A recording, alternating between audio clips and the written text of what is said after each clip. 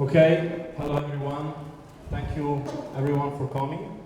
As you all know, today is the first ever Arbitrum Satellite event in Italy, which is co-organized by the Arbitrum Foundation, which we thank. In particular, is co-organized also by Web3Mi, which is our Milanese community, the organizers of IT Milan. So thank you to both parties for organizing this event. In particular, the program I'm representing is Arbitrum Ambassadors, which is a program that is open to students, professionals, but also enthusiasts of this world, and in particular of Arbitrum, which is the leading layer 2. So if anyone is interested on the program, you can then come and talk to me. I'm gonna be happy to share some more info on that. Thank you also to our beautiful speakers today, DavideFi from TraderJoe, Dan from Rysk, Francesco from Flu, and Alberto from Smilee Finance. They are all Italians building on top of Arbitrum, in particular building DeFi protocols. So that's really nice to have in Italy. And thank you for building in this ecosystem and making this event possible.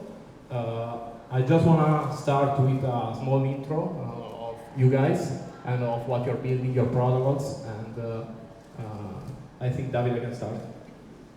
All right, so thank you very much for the introduction, and thank you all for participating in the Milan ecosystem of Web3 participants. We really care about making sure that Milan and Italy can become an hub for Web3 projects. I am DavideFi from TraderJoe. I'm the general manager of the decentralized exchange, #1 DEX by volume and TVL on Avalanche, and constantly top 3 on Arbitrum by volume and TVL, and also co-founder of Web3Mi / Milan, and happy to see you all coming here after having participated to our past event. It's really exciting to have you all again for an event like this one. So this is working now? Okay, hi everyone. My name is it working? No? Okay, yes. My name is Dan, and I'm one of the co-founder of Rysk Finance. Rysk is a DeFi options protocol. So we are focusing on giving like a trading experience for traders to trade options. We are live on Arbitrum only. So I think yesterday was interesting because I think we've done something like 80% of the options volume on Arbitrum. Today was like 50% or something like that. So that's pretty cool to say actually right now. But yeah, it's an op. Basically everyone can trade options, and using basically Rysk, where the model is traders can trade options, and on the other side there is a pool with passive liquidity that is the counterparty of those trades. Thank you. Sorry, I'm a bit sick. I'm Francesco. Is it open? Yeah. Okay. I'm the co-founder of Flood, and what Flood does is it tries to give everyone the best price at the lowest possible cost, lowest possible gas, and as widely as possible. We started off building a DEX aggregator, and now we're moving towards developers, so everyone can, in 10 minutes or less, build their own in-swap trading functionality. And we actually launched on Arbitrum 2 days ago, on Monday.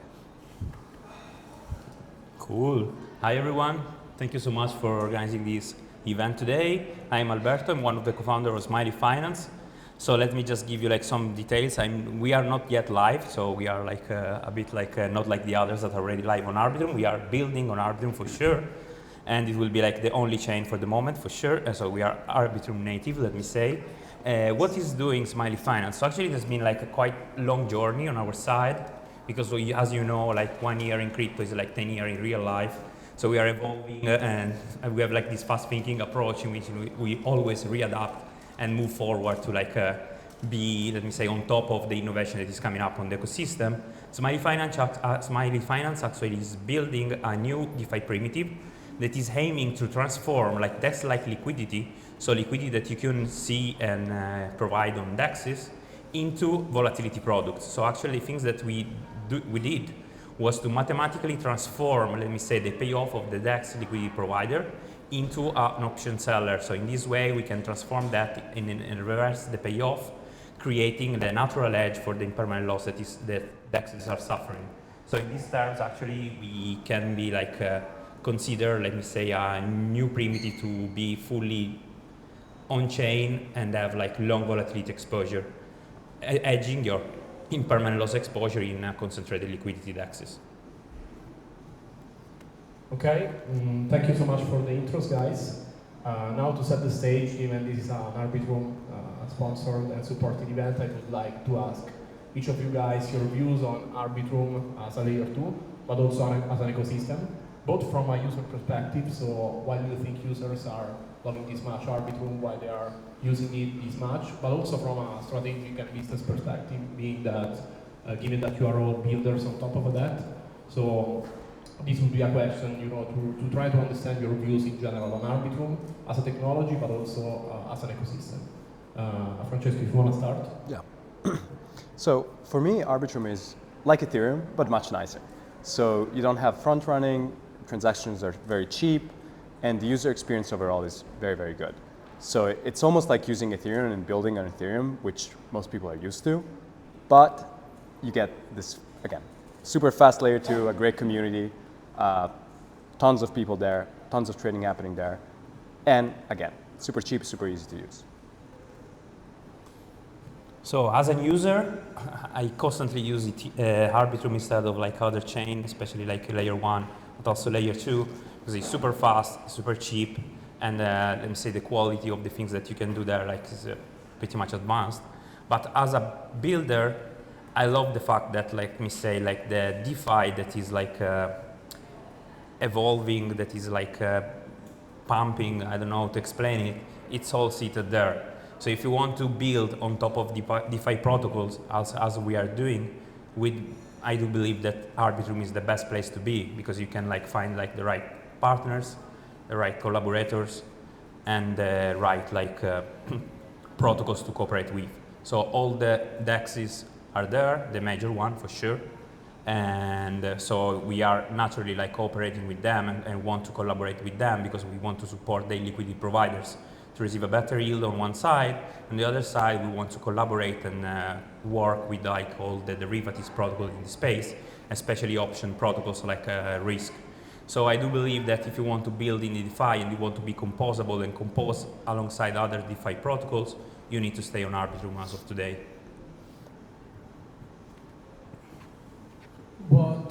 What's really different about Arbitrum is that most blockchains might have the retail users jumping on and off, but what Arbitrum truly has since years is the builders, and there are very few blockchains that have a thriving ecosystem of DeFi protocols that can cover all the whole spectrum of the journey of a retail user on a blockchain.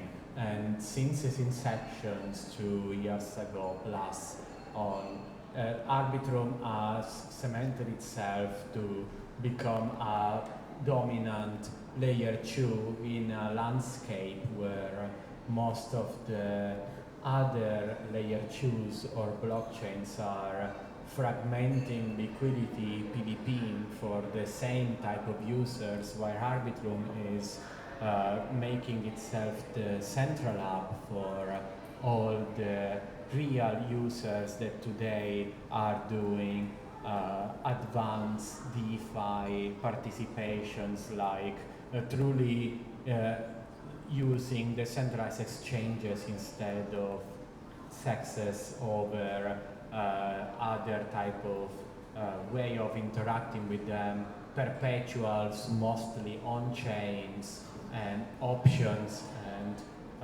all the type of trading that a normal user would like to do on Ethereum mainnet, but they cannot do because gas fees are just too high and ridiculous.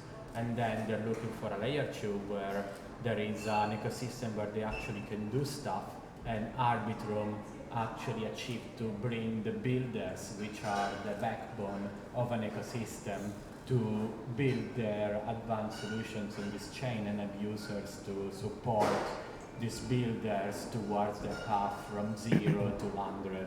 So this is why Arbitrum is actually the most important layer 2s available today.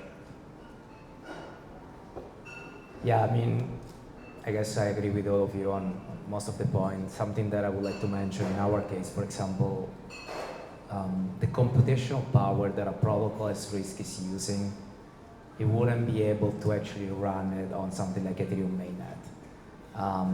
That's also like, you know, a big infrastructure problem because we have to calculate the on-chain pricing options and everything like that, or like do frequent hedging, for example. So to do the same on something like Ethereum because of the gas and because of, you know, the computational power not being there, it will be actually not even possible. So when we were deciding where should we deploy, we were like, okay, we cannot definitely do on mainnet. We should go on a layer 2. We want to be on, you know, as you guys said, like still on the Ethereum ecosystem, but on something that is more performant. And so when we were looking to different alternatives, what we realized was like Arbitrum is actually a chain that works from a technological perspective, and from a community perspective is also there because it's a chain that is targeting, or at least it's getting its own niche when it comes to actually DeFi derivatives. And this is something like extremely important because we have, you know, most of the users on Arbitrum that they're into DeFi, they're into derivatives, they want to learn about new products, they want to try new products. And therefore what we do, that we are, you know, we are a niche product in this sense, is very important because we have all the community. But on top of that, I think something extremely important is also the community in terms of builders and other protocols. Like right now, there is, you know, these incentive programs that I think we're gonna talk about more later in details, but what happened is most of the, you know, the protocols, they got this reward to give to user or grants, and there were like huge collaboration between all the protocols, and you can see the you know, the most exciting protocols on DeFi especially, derivatives are there and they're helping each other and they're trying to, you know, push forward, they are integrating each other. So I guess that's what matters a lot, because it's, you know, when you build this protocol, you have many challenges. Like tech is first, but then you need to get new users, you need to get, you know, integrations and so on. And the being on an ecosystem that actually makes this easier is, you know, it's gonna help the builder a lot in this sense. So I guess that's what matters a lot from Arbitrum. It's like you have this huge builder ecosystem, great technology, and absolutely like probably one of the best community when it comes to actually find users that are interested in, you know, learning new derivatives, new DeFi, and that matters a lot. Nice, nice. I think this is something really aligned with, you know, also me from a user perspective, I'm feeling towards Arbitrum. And I guess I wanted to ask to Alberto from Smilee, like you are the only one right now that is still building and looking to deploy. So I wanted to ask, how do you think your product will impact the market once we go live? And how was crucial from a building perspective, all this ecosystem side of things? So being composable, being able to integrate other protocols, to use others' liquidity, to be aware that there is a backbone where to start. And also if you can provide some alpha, you know, when you think you will deploy. And When token? When token. No, token no. Soon. No, actually, it has been like a quite intense journey. So let me just dig into like our story. We started like more than 1 year and a half ago. We were thinking to do, like we started from one concept, no? There are some inefficiencies in this ecosystem that needs to be solved. We are, all of us come from TradFi. Coming from TradFi, we have like that kind of expertise and experience and knowledge on like financial ecosystem and so on. So we deep dive into the, let me say, everything you can find into the DeFi. And we identified, like the first thing that we identified was like how we can like a better, give like a better yield to liquidity providers, because they are paid by the fees that the DEXs are doing, no? But on the other side, they are suffering some kind of intrinsic risk. That is the so-called impermanent loss. We started from this, and then we identified like a way to offer like the best solution for them, let me say, to hedge this kind of risk exposure. So on doing this, we like pivoted like several times, not the idea, not the concept, but the way that we did it. So we started from a lending and borrowing concept, because it was like very similar to Aave, but just served for liquidity for LP tokens. We moved from there to a partial synthetic approach. So collaborate like with our own, let me say, synthetic liquidity, with DEX liquidity, and like with other protocols liquidity. And after that, we moved from full range to concentrated liquidity. We moved from one only solution that was in permanent gain, that actually was like very similar to a long straddle position, but with a convex payoff and not linear. Moving from there to like give the possibility to user to have a directional bet, so even boosting their, let me say, the leverage. So it's kind of similar to an option, similar to a pair. Similar to a pair because you have a huge leverage, that actually is the implied leverage of the option. It's similar to an option because you don't have liquidation risk. So starting from there, now our go-to-market is like pretty much done. We are fixing and finalizing the last things of the UI, UX, and front end of the DApp. We have already, this is an alpha that is not being communicated, we have already run an audit. It has been successful, fortunately. It has been like, for sure, like quite intense, but we are like super happy about the result because in the end, like, you know, when you build your own code, you don't like have reference from other sources, you're always scared about it. So we were like very scared about the audit process that we were running on. We decided to go like with someone that was very focused on the option and derivative space to be like more comfortable that they were understanding what we are building, because we are communicating Smilee in a very degen way. We totally adopt the, let me say, the full degen approach.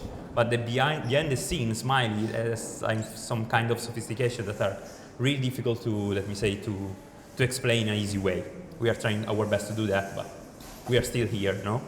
So potentially in, let me say, a couple of weeks, we will finally be live on the testnet. We are already onboarding the testers. Actually, we have onboarded more than 1,000 testers so far in 1 week. So we're expecting to onboard even more like in the next week. And after that, we will run like this testnet for 1 month and then go straight forward on mainnet. So it's like a matter of like 1 month and a couple of weeks, and then potentially we will be finally live on Arbitrum as well. Nice. Okay, so connecting to this, I want to ask a question to Francesco, even you are live, but since, you know, just 2 days, so I wanted to firstly know how it is to actually launch a product, so what are the emotions, you know, when you actually go live after years and months of preparation, of onboarding and of work. And also, if you can say something about, you know, how your product tries to differentiate from other aggregators, which are already live on, you know, mainnet Arbitrum since years, and what are you trying to solve that is different and specifically designed for Arbitrum? Yes, so it's incredibly scary to launch, and a ton of things break that you wouldn't expect, like people use Chinese wallets, or they have 10 version old Chrome, and so it breaks the whole front end and they do stupid things. It's a mess. It's extremely scary, but also extremely exciting. And it's so good to see all of your work finally go live. And the best thing to me is seeing people appreciate your work. And so like they maybe share a screenshot, or they share the experience that they had and all of that. And to us, that is extremely important. Now, the main difference between Flood and other aggregators, we get asked this a lot, is that in Flood, we want you to set your own rules. So if you are someone that owns some order flow, say you're a wallet, or you're a front end, or you're a protocol, whatever. If you go with 1inch or CowSwap or anything like that, you're buying into their rules. So they decide who can fill your trade, they decide how much to charge you, and all of that. And instead, Flood wants to give that freedom to you. So we allow you to define your own rules, we allow you to set your own fees, we make it very easy for you to build your own swap functionality, and on top of it, we give you access to our routing, which is supposedly optimal, which means you cannot get more than what we give you on chain. It can be mathematically proven that you cannot get more. So you get to set your own rules, and then you get access to, to our own routing. And this makes it much more flexible for you, because if in 1 year order flow auctions are really popular, you can switch to that model immediately. Or if you want to charge a flat fee with like 15 BPS on each trade, you can do that. If you want to charge a fee on orders above 100K, you can do that. If you want to charge people to see your order flow, you can do that. Like, you have really full flexibility into the whole ownership of the order flow. Absolutely. Thank you a lot for sharing. Now I want to move to Davide, which is the oldest one being live in this panel. So I wanted to ask you like the opposite question. So you were Avalanche native, so you started there, you were extremely successful there, still being the first DEX by volumes there. What was the strategic choice on going multi-chain, choosing Arbitrum? How it is to actually then change something in your communication, opening up new possibilities like going multi-chain besides being native only, and how did you leave that experience to TraderJoe? Yeah, that's a very good question, because the success of a protocol is often underestimated on how it's executed. The way how you handle communities and your own users is key and core to your own growth when you want to expand. And we had spent all our efforts when we were Avalanche only and Avalanche native DEX to be the community's first DEX. And when we wondered if we wanted to go on another chain, we had noticed that there was an alignment on our own user base, the Avalanche user base, also on Arbitrum. A coincidence, for example, was that GMX is a multi-chain protocol only available on Avalanche and Arbitrum. What these users are DeFi first and DeFi most. Whenever they would like to do something on chain, wherever they want to do something in crypto, they want to do it on chain and they want to do it in DeFi. This is the biggest difference between some other blockchains that have users that might do some centralized exchange stuff and some off-chain stuff, but at the same time they do not really know where their home is. And Arbitrum users, as much as Avalanche users were, really appreciate that. It's gone. So the ecosystem alignment was much similar, and users that prefer to trade and do their Web3 executions on chain have always liked to prefer certain chains that align very much with this ethos. And that's why we deployed on Arbitrum as the second chain where we wanted to be supported, because we knew that our users would have not been okay with many other chains that were not aligned that much with how they like to live their Web3 life, but they will be okay with Arbitrum. At the same time, we did recognize that the Arbitrum ecosystem was a very thriving ecosystem, as much as we had experience in our previous experience on Avalanche, and that's why we really found ourselves home on Arbitrum. And since we have deployed, we have spent 100% of our efforts to try to explain to the Arbitrum users that we are Arbitrum vibing, that we want to respect the Arbitrum culture, that we want to engage with all Arbitrum participants, and we want to be an Arbitrum ecosystem participants, supporting all ecosystem protocols and projects that want to come on Arbitrum, and not treat the chain just as a chain, because no DEX that is on 10, 20 chain is ever going to be appreciated and loved in any chain where they support. People really want commitment, and we had spent all our efforts since the 26th of January of last year.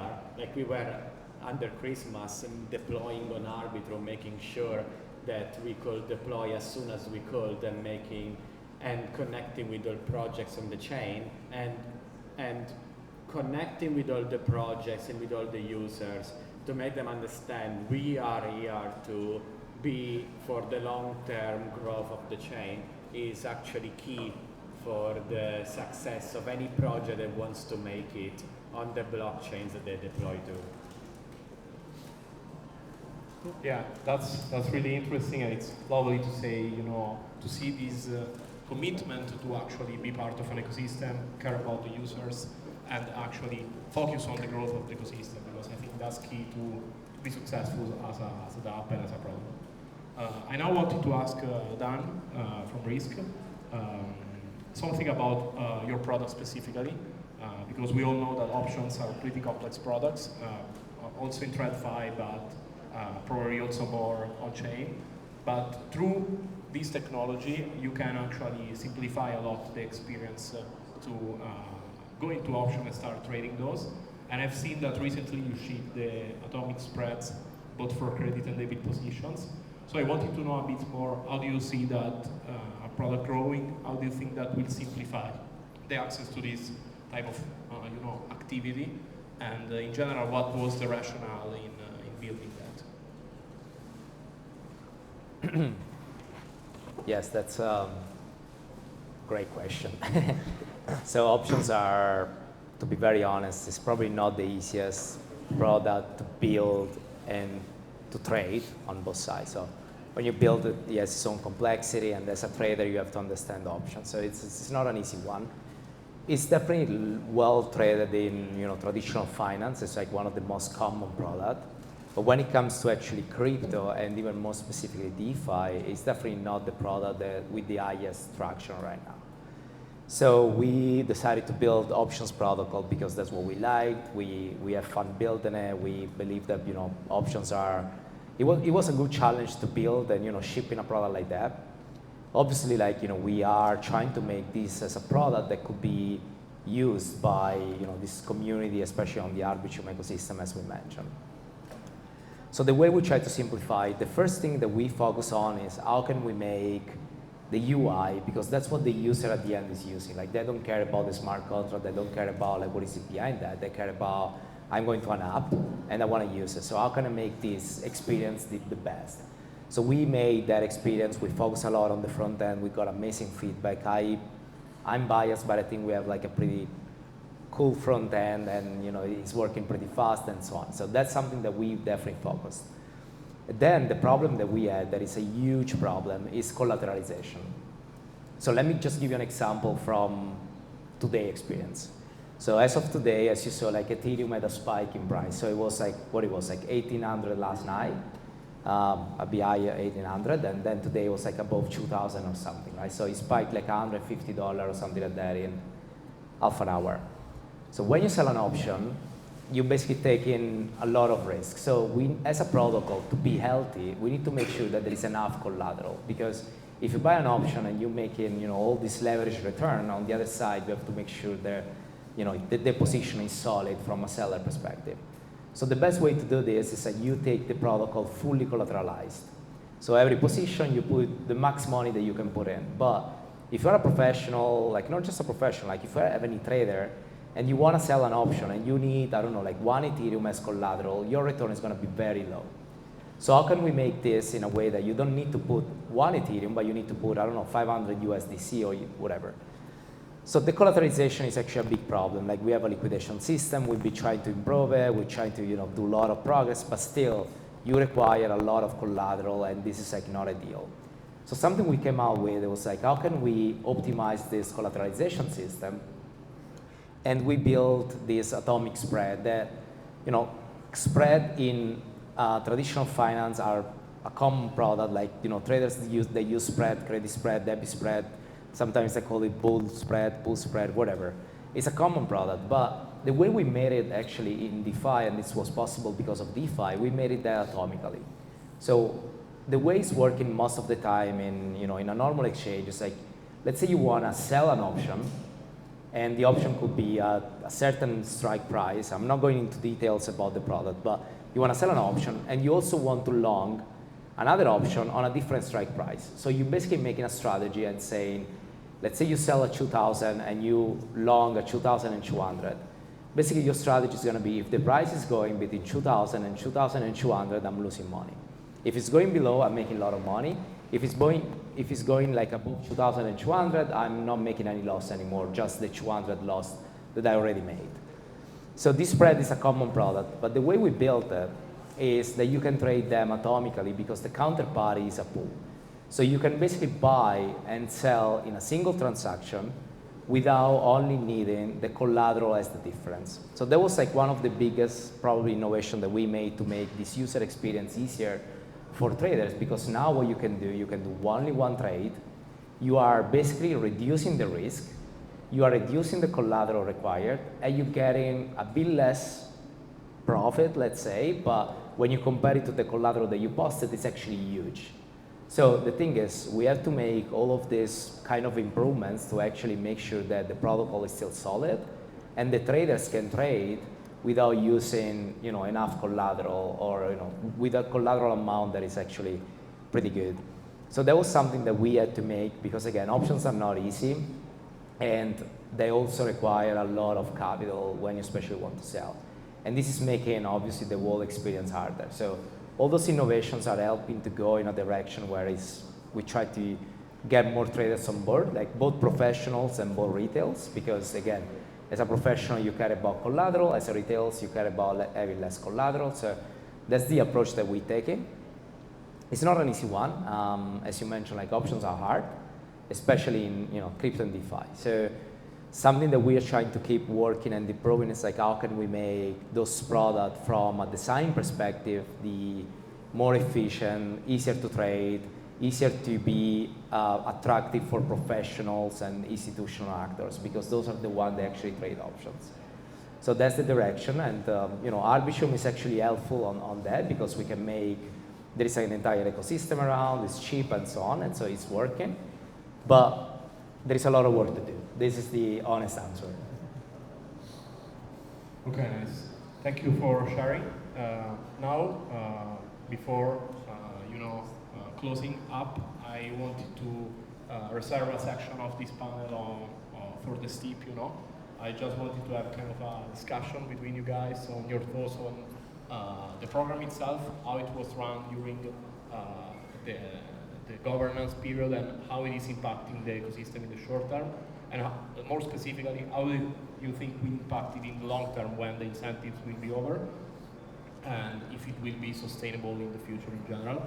And I would like to start from you guys, that you didn't directly participate with your protocols not being live, why they did, and they both were successful in getting the grants.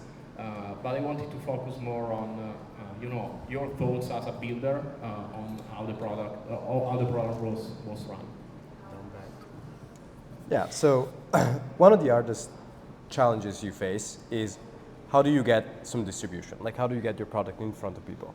And so I think a grant like the one that was given is a great way to do that, like bootstrap some distribution, because you can give it as a reward and people will come for the reward, but then some of those people will stick around because they actually like the product, and you'll get to have some word of mouth, and maybe they tell their friends and their friends stick around. And so you get to kickstart that growth in a much easier way. So that I think it's a net positive, and once it runs out, I think people will stick around. And if you do want to sell it, of course, you should use Flood to do it. Cool.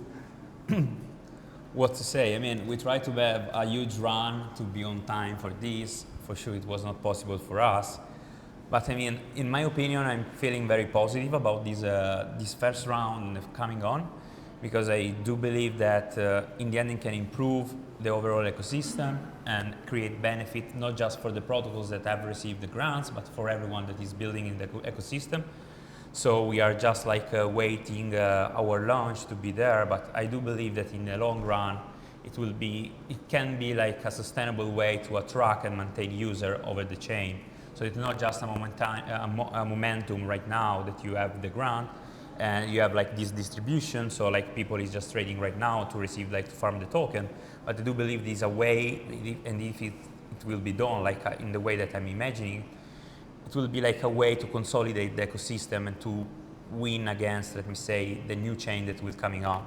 Because the things that I've seen so far, that all these like kind of programs have been like very cool at the beginning for every chain, but then after the new chain was coming up, the new farming season for that chain was coming up, it was like always moving around the liquidity from one chain to another. I do believe that the Arbitrum has set up like the right ecosystem first, and now with the grant is like consolidating it. So potentially, in my view, it can be like a game changer for everyone. So I'm a supporter of this. There's nothing better than a thriving chain to be on, and I am very happy that we qualified as TraderJoe to get an allocation of the steep incentives. Currently, we have our first liquidity pools live with Arb incentivized tokens from the steep allocations, and they are helping us boost liquidity pools beyond their original liquidity pools on other exchanges, and boosting TraderJoe to be the #1 DEX for certain assets that are currently being rewarded. And this is incredible because on one side it shows that incentives can really support protocols. On the other side, what's truly the objective of something like this type of activities is to make sure that users try to get acquainted with your protocol and that liquidity from anywhere, meaning also other blockchain is attracted on the chain that is doing such activity. And the fact that Arbitrum is now going through such a complex, because if you ask anyone that participated in the steep governance allocation, they've gone through much suffering, sleepless nights, and harassing of all Arbitrum delegate voters, and no one had a good day until the voting was over, because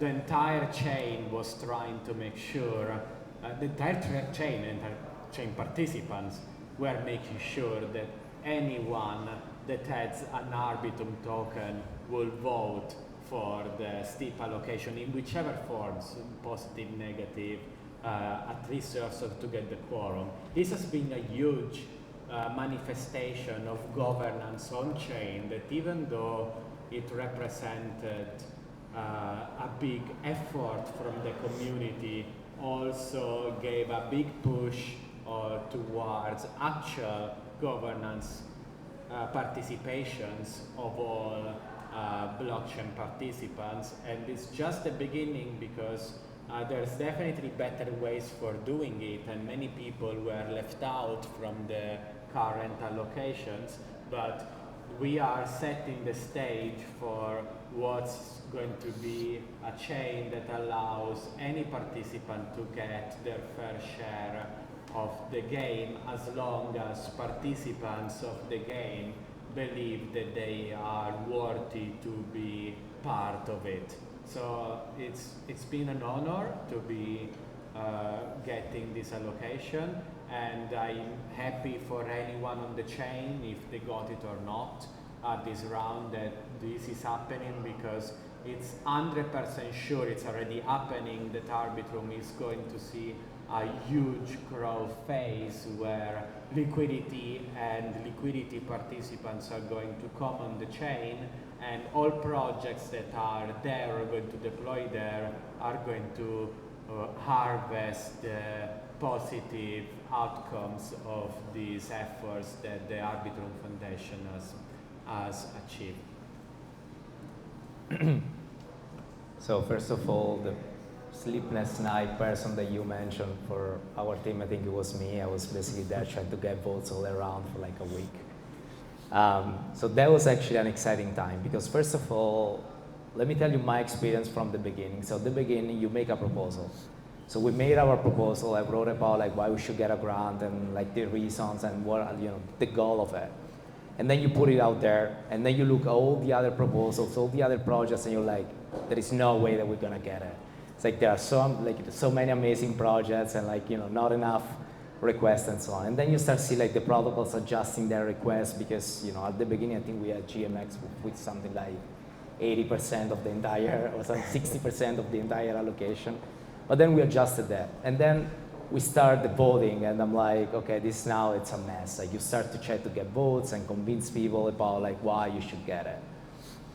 But that time actually was also very good because first, you can see how this on-chain governance works, and you can start giving feedback and making it better. And something that I've realized about the community and the Arbitrum is they were very open to say, this is an experiment. We are, it's a very expensive experiment because we are spending a lot of money on it, but it is an experiment. We need to build a framework. We don't want to be one of those chains that are dead. So we prefer to get a risk, to put those money out there, even though the framework is not good, even though some people are gonna complain about, some protocols will not get it, we still believe that the only way to learn and make it better is by doing it. So they've done it. The voting went pretty good for us. At the end, we made it, and so I guess that that was exciting. And then when we actually started to release the reward, that it was last Friday, so less than a week, just to give you an idea in terms of numbers, we got all-time high volumes daily 3 times in a row. So we had that on Monday, we had that yesterday, and we had that today. So today we reached the all-time high. And reward is helping a lot because obviously some users are like, oh, there is a reward. And because it's not a reward specific to a protocol, but it's a reward that that is all around the ecosystem, the amount of attraction this is bringing to all the protocols is huge because people are like, oh, there are Arbitrum rewards. Let me see which protocols it's getting. Oh, what is Rysk? I have no idea what about this protocol is doing, but they got a reward. Let me check about it, right?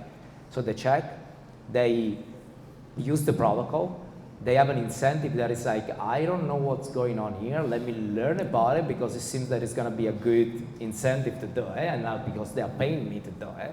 So they actually use it. We had a lot of new users. I think, just to give you an idea, I think we are in terms of volumes, something like 20,000% growth in a monthly base compared to the previous month. So this is huge. In terms of a lot of new users, we had many new users. A lot of people in the Discord now asking questions about how this is protocol working. I want to trade on options. What should I do? What happens if this happens?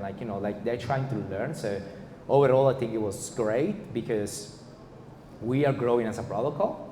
And as we grow, Arbitrum is growing as well because we bring them more transactions, we bring them more users. I had people in the last couple of months, I'm doing mostly BD for Rysk, right? In the last couple of months, I was writing people like, hey, we have the product out, you should try. And I'm talking about professional people, I'm talking about some average legend from Twitter. And most of them, they were like, oh yeah, sure, I'll let you know, and then lost. And now they're pinging me. I was like, hey, I saw you guys have rewards. I was like, yeah. Should I try the product? I said, I mean, it's up to you, but I will definitely suggest you to do it, right? So it makes life definitely easier. And again, I think it's one of those experiments where you align incentive for everyone.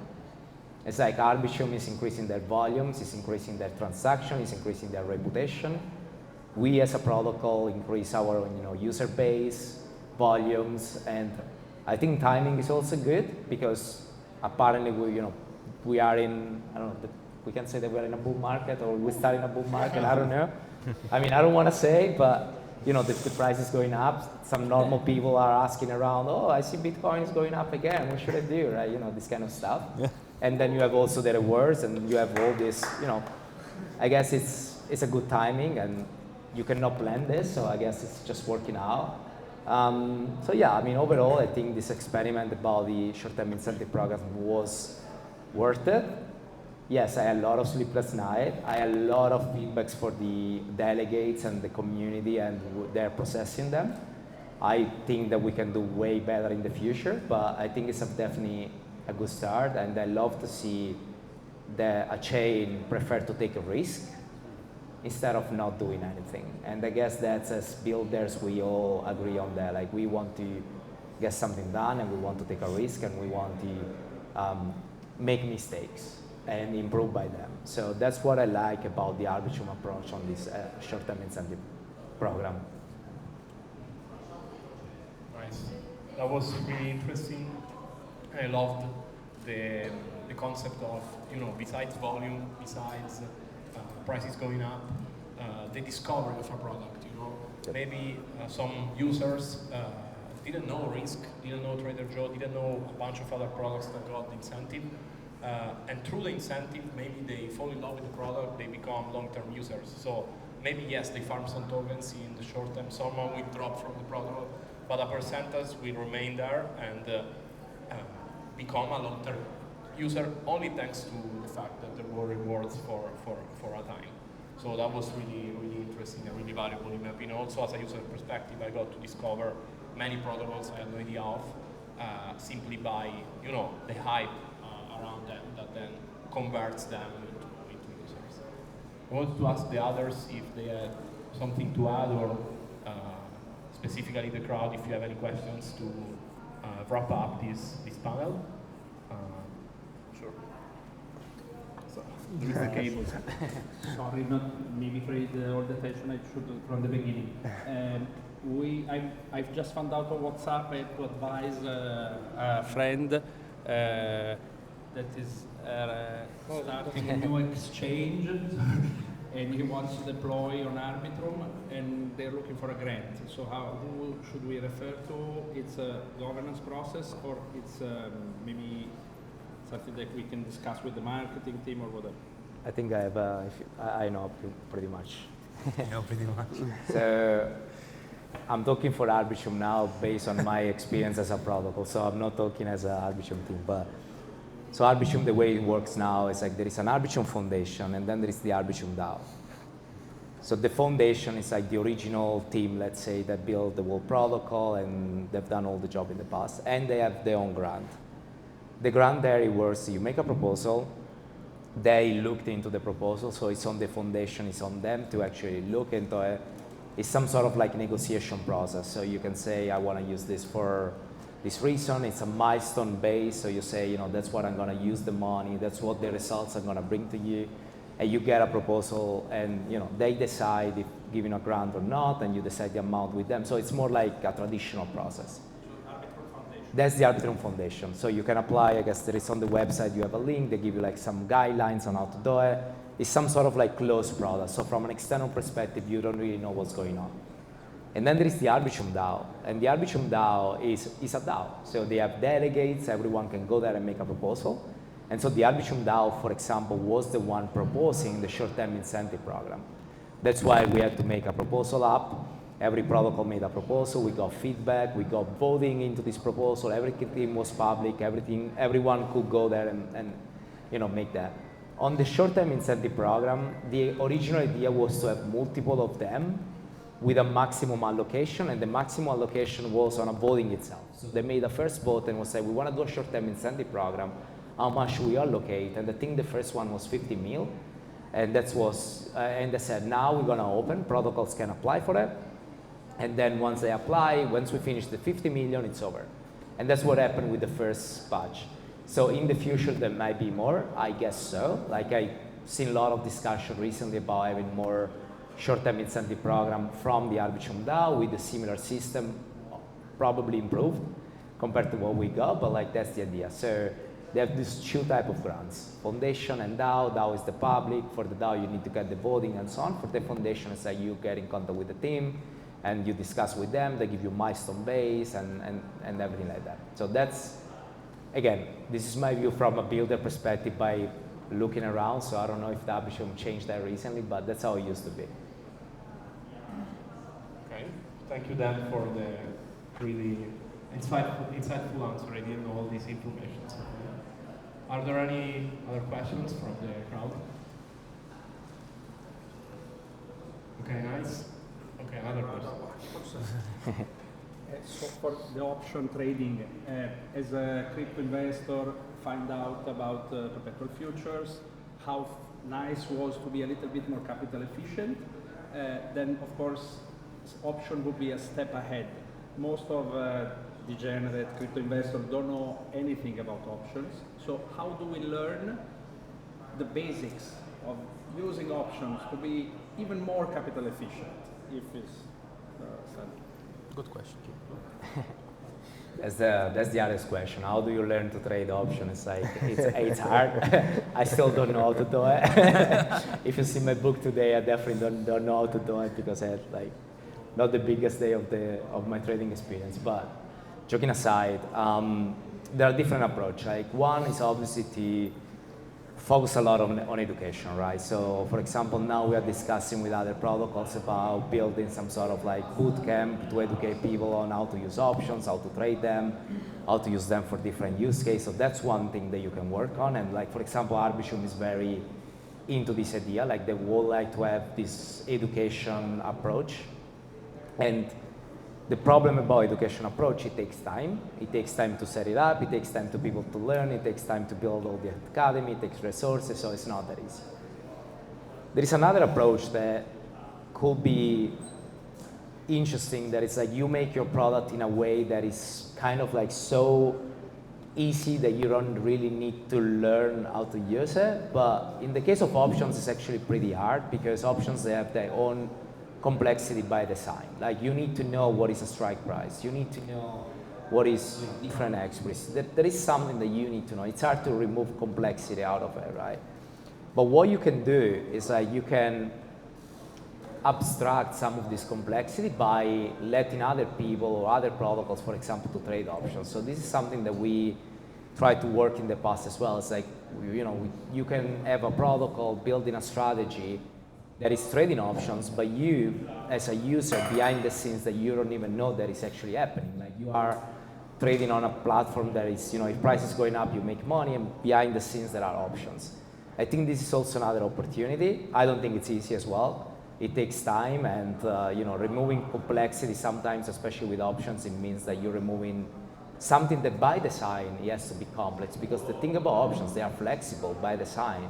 You can decide your own strategy, you can pick your strike and the expiry and so on. So they're made by design. So they probably, like, I don't have a right answer on how you learn how to trade options easily.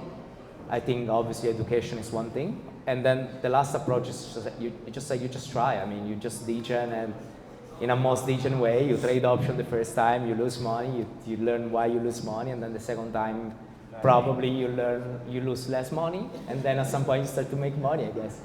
But again, options are, the main question is, do we want any retail user or degen user to trade options? That's something that we ask ourselves on a daily basis. Do users, do they want options? Do they care about options? Or what they care is about, like, they want to make bets on, for example, directional way, like market is going up, I want to make money. So in that case, perp would make way more sense. I agree with that. It's like less complexity, and you can bet on the market. So the real question is like, do we really want anyone in crypto and in DeFi to know how to trade options, or we want to keep options as an instrument for more sophisticated retail that they use them for hedging or real use case? I guess that's probably the main debate that we have on a daily basis as a team, I guess. So that's the big question that I don't have an answer yet. Another question. Yeah, come.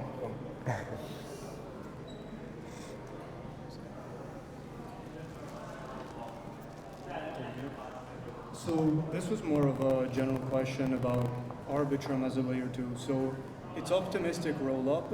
Now we've seen a bit more like ZK roll-ups coming into the space.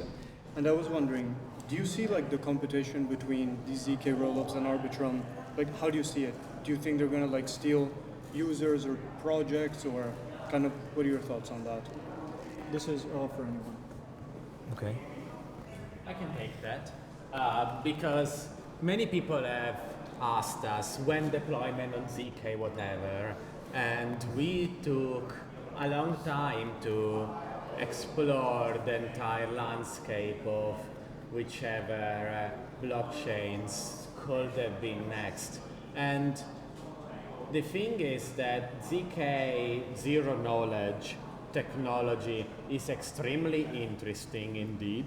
It's going to be probably the future of blockchain transactions, but today's blockchains that are deployed on ZK architectures are yet to fully untap the entire opportunities coming from a zero-knowledge transaction through the standard blockchain. Most EVM compatible ZK chains actually are semi ZK, as there is often a settlement in order to execute an EVM compatible transaction with zero need of updating your contracts to be supported. So we actually think that all this fragmentation of opportunities are actually very bullish for Arbitrum, because in a landscape where there was maybe one ZK chain at the beginning, and then there were 5, and now there are 10, and then there will be 20, there is always going to be a set amount of users that today are interested to try to transact on 20 different blockchains at the same time. People do not want to do that. I don't know how much you bridge. I bridge a lot, and I do not bridge across more than 2-3 blockchains a day / a week. And trust me, the normal person doesn't do more than one on average. So the fact that Arbitrum is setting itself to be the hub for the widest amount of transaction is actually very bullish on a non-ZK chain, ridiculously, because all these chains competing for the same audience are going to create a more fragmented ecosystem that is going to have users hop on and off, trying to farm airdrops of possible opportunities that might last for a few months. But Arbitrum is actually a very strong and solid foundation that lasts since years, and users might experiment and jump on whichever chain, but they will probably come back on a chain where they consider to be their liquidity hub. So ZK is indeed very interesting, very underdeveloped today, and we will see how in the future is going to be unfold, but too much competition is interesting for evolution, but retail users are going to be tired very quickly. So I don't think that they are all going to jump on the latest and most advanced technology that whichever chain is going to bring. Rather, people will look for the chain that has the most vibrant ecosystem of the ZK chain, and this is yet to be seen which one is going to be. Okay. I don't know if you guys want to add something. If not, Yeah, sure. Just want to add, like, on a user perspective, if you segment like the crypto users, you will always have a portion that lives and survives thanks to airdrop and farming. So for sure, these kind of users will move from one chain to the others, in my opinion. But these kind of users, in the end, are not anymore using Arbitrum. They just use it at the beginning to farm the airdrop. So potentially they are not like active users or DeFi users and so on. So that kind of portion can move from one chain to another. But it's something that, I mean, it's part of the crypto ecosystem in the end. And I do believe it's not the big, let me say, the majority of users. So it's like a small portion, so it's fine. Just one last thing. One last thing I'd like to add is that deploying on a ZK rollup is hard. It's not the same as deploying on an optimistic rollup. Because on an optimistic rollup, you usually have EVM equivalents, meaning that your contracts work on Arbitrum, they work on Optimism, they work wherever. While on a ZK rollup, you sometimes, most often, tweak your contracts to fit their architecture. And so it's a ton of extra work for a team to deploy there and maintain that code. Okay, guys, I think we can close this panel right now.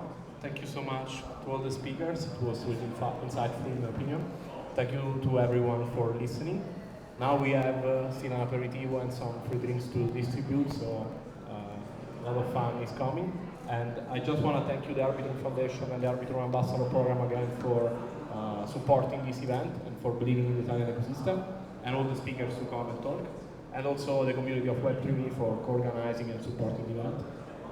Thank you, Andrea. Actually, I would like to add, Andrea is the first Italian Arbitrum ambassador at our event.